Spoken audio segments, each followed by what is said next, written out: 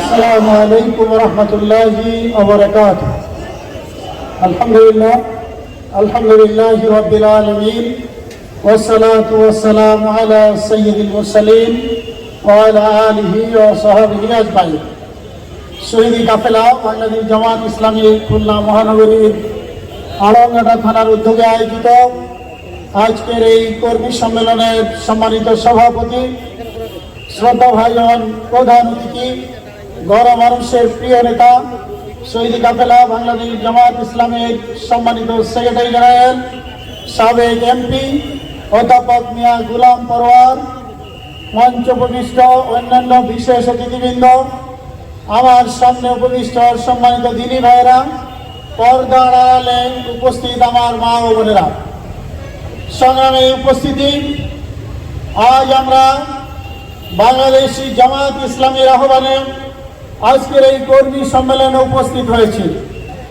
বাংলাদেশ জামাত ইসলামী এমন একটি আদর্শবাদী সংগঠন, যে সংগঠনটা আল্লাহর জমিনে আল্লাহর দ্বীনকে কায়েম করতে চায়, যে কাজ যুগে যুগে যত নবী এবং রাসূল এসেছিলেন তারা যে দায়িত্ব পালন করেছেন, সেই ইকামতে দ্বীনের আন্দোলনের দায়িত্ব এবং আল্লাহর দ্বীনকে প্রতিষ্ঠা করার দায়িত্ব আজ বাংলার এই জমিনে বাংলাদেশ জামাত ইসলামী পালন করছে। বাংলাদেশ জামাত ইসলামী আদর্শবান, চরিত্রবান, নীতি নৈতিকতা সম্পন্ন এক ঝাঁক মানুষ তৈরি করতে চায়, যারা আগামী দিনের সুন্দর একটি বাংলাদেশকে উপহার দিতে পারবে ইনশাআল্লাহ। আজকের এই সম্মেলনে যে সমস্ত কর্মী ভাইয়েরা বোনেরা উপস্থিত হয়েছেন, আমি আপনাদেরকে বলতে চাই, বাংলাদেশ জামাত ইসলামী বাংলার এই জমিনে আল্লাহর দ্বীনকে প্রতিষ্ঠা করার জন্য তাদের ঈমানি পরীক্ষায় ইতিমধ্যে উত্তীর্ণ হয়েছে।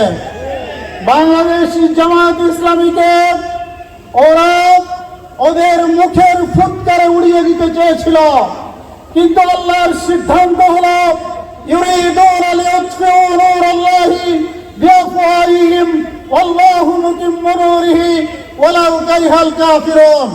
ওরা যতই ষড়যন্ত্র করুক না কেন, ওরা আল্লাহর নূরকে যতই নির্বাপিত করে দিতে চায় না কেন, আল্লাহর সিদ্ধান্ত হলো তিনি তার বিধানকে, তিনি তার আইনকে, তিনি তার নূরকে অবশ্যই প্রজ্বলিত করবেন ইনশাআল্লাহ। আর কাফের মুশরিকদের জন্য যতই অসহনীয় হোক না কেন, তাতে কিছু যায় আসে না।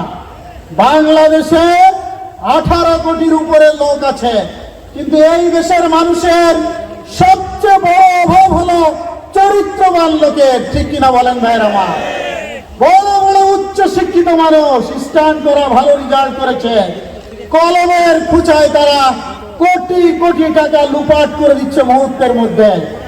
আপনার আমার অর্জিত হাজার হাজার কোটি টাকাকে তারা বিষে প্রচার করে দিচ্ছে, তাদের হৃদয় একবারও কাঁপছে না, দেশের জন্য তাদের কোনো মায়া হচ্ছে না, দেশ কোন দিকে যাচ্ছে সেদিকে তারা খেয়াল করছে না।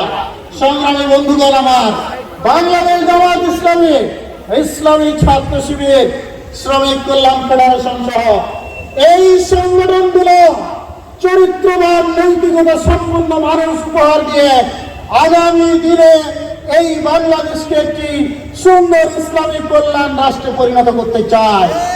সংগ্রামী উপস্থিতি আমার, আমি আর একটি কথা বলে এই প্রধান অতিথিদেরকে দিতে চাই। আপনারা খেয়াল করে দেখেছেন, আমাদের এই বাংলাদেশের সমাজ ব্যবস্থাকে ঘুরে ধরে একেবারে সেটা কুড়ে কুড়ে খেয়ে এক শ্রেণীর মানুষ শেষ করে দিয়েছে।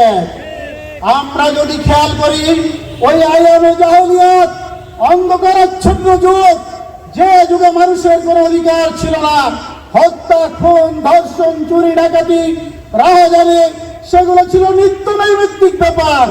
আল্লাহ রাসূল সাল্লাল্লাহু আলাইহি ওয়াসাল্লাম নবুয়ত পাওয়ার পরে মহাগ্রন্থ আল কোরআনের সেই বিধানকে চালু করে দিয়ে সেদিন এমন একটি সোনালী সমাজ তৈরি করেছিলেন, যে সমাজে যাকাত দেওয়ার মতো কোনো লোক পাওয়া যেত না, যে সমাজে একজন সুন্দর রমণী মাইলের পর মাইল হেঁটে গেলেও কেউ তাকে টিজিং করতো না, জেনা করার সুযোগ ছিল না, মদ খাওয়ার সুযোগ ছিল না, অন্যায় অবিচার জুলুম করার কোন সুযোগ ছিল না। সংগ্রামী ভাইরা আমার, বিদায় হজের সময় আল্লাহ রাসূল সাল্লাল্লাহু আলাইহি ওয়াসাল্লাম তার ভাষণে আমাদের জন্য দুইটা জিনিস রেখে গিয়েছেন, কিতাব আল্লাহ, আল্লাহর কিতাব আল কোরআন এবং রাসূলের সুন্নাহ। যতদিন পর্যন্ত তিনি বলে গিয়েছেন মানুষ এই দুটো জিনিসকে তাদের জীবন চলার পথ হিসেবে গ্রহণ করবে, ততদিন তারা পথচ্যুত হবে না। যতদিন আল কোরআনকে এবং রাসূলের সুন্নাহকে মুসলমানরা তাদের বুকে ধারণ করে চলতে পেরেছিল, ততদিন গোটা বিশ্বকে মুসলমানরা শাসন করেছিল। আমাদের এই উপমহাদেশে 500 বছর ধরে মুসলমানরা শাসন করেছিল। কিন্তু যখনই আমরা মানব রচিত মতবাদের পিছনে ছুটে বেড়াচ্ছি শান্তির জন্য, আল কোরআনকে ভুলে গিয়েছি, রাসূলের সুন্নাহকে ভুলে গিয়েছি, তখনই মানবতাকে ভুলণ্ডিত হতে হয়েছে। ভাইয়ের আমার, আমরা বাংলাদেশের এই সমাজকেও যদি পরিবর্তন করতে চাই, তাহলে আমাদেরকে সেই আল কোরআনের পথে ফিরে যেতে হবে। কথা ঠিক কিনা ভাইয়ের আমার? আমরা যদি আগামী নির্বাচনে ভোট নামক যে জেহাদ, সেই জেহাদে আমাদের জান এবং মালকে উজাড় করে দিয়ে ইসলামের পক্ষে, আল কোরআনের পক্ষে, নীতি নৈতিকতার পক্ষে মানুষদেরকে জাতীয় সংসদে পাঠাতে পারে, তারা যদি আল কোরআনের ভিত্তিতে একটি আইন রচনা করে সমাজে বাস্তবায়ন করতে পারে, তাহলে আমাদের এই সমাজ, আমাদের দেশ জান্নাতের একটি টুকরায় পরিণত হবে ইনশাআল্লাহ। ভাইয়ের আমার, আমি আপনাদের কাছে আহ্বান জানাতে চাই, আগামী দিনের সেই ভোট নামক জিহাদে আপনাদের জান এবং মালকে কুরবানি করে দিয়ে ইসলামের পক্ষের শক্তিকে বিজয় করার জন্য আপনারা কি প্রস্তুত আছেন? ভাইয়ের আমার, আল্লাহ আমাদের সবাইকে দিনের জন্য কবুল করুন। আমিন। ওয়া আখিরু দাওয়ানা আলহামদুলিল্লাহি রাব্বিল আলামিন। ওয়াসসালামু আলাইকুম ওয়া রাহমাতুল্লাহি ওয়া বারাকাতুহু।